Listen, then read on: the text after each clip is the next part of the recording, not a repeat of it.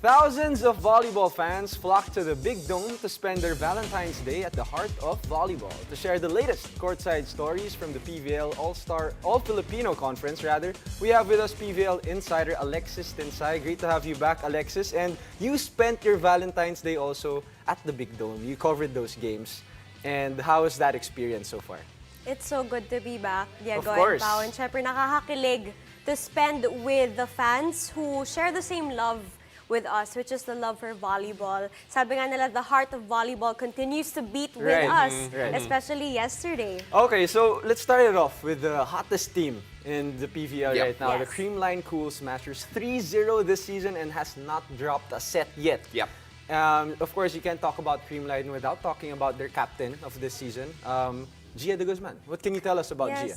You know what, Diego and Pao, it's just really an honor to witness Gia as the captain, as our phenom is currently resting and recovering.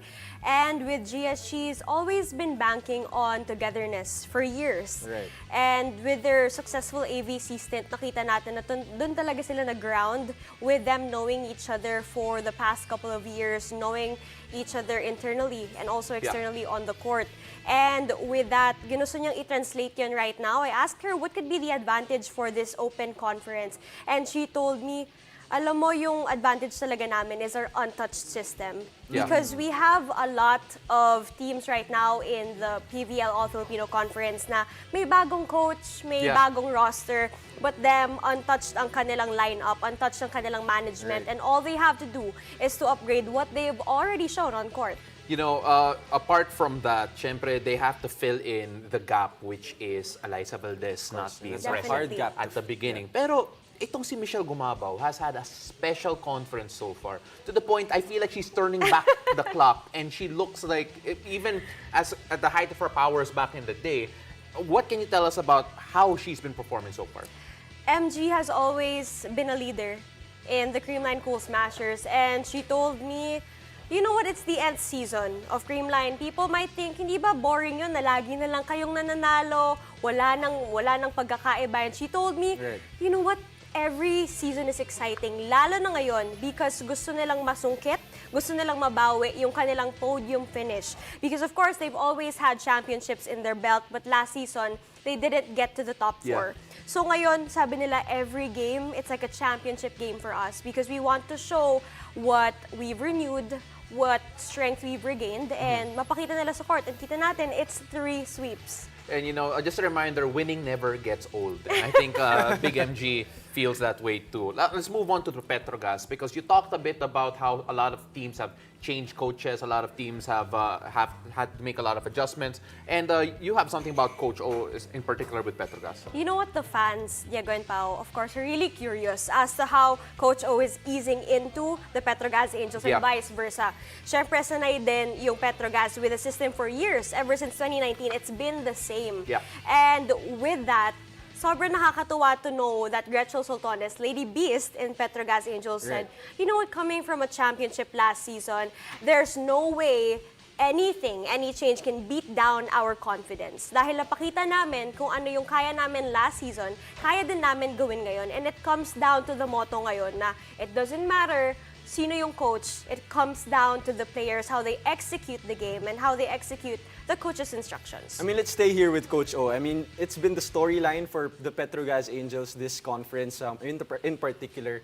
Pero iba rin yung experience ni Coach O this time because now he's handling veterans in the league. So how is that experience for Coach O? You know what, si Coach O din, ganun din yung tuwa niya because he's been handling young guns for the past years. And ngayon, dahil he's handling veterans, there's some sort of mutual understanding we can never explain. Like, it's really with them, it's internal. And I actually got to talk to a veteran myself too, si Aiza Maizo Puntillas, and she said, you know what, at this day and age, a lot of the players, they can get boxed into systems for years. So it's so exciting na sa volleyball, you can always learn a new system, even now in the season.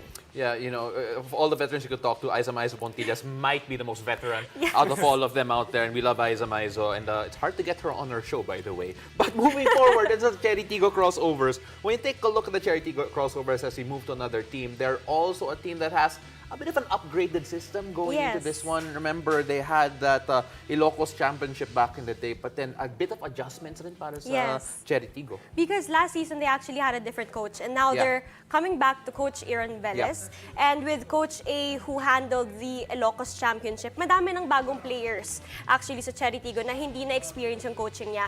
So with Alina Becar, who is one of the most proficient setters there. Yeah. Sabi niya sa akin, you know what, ang dami talagang pagbabago this season.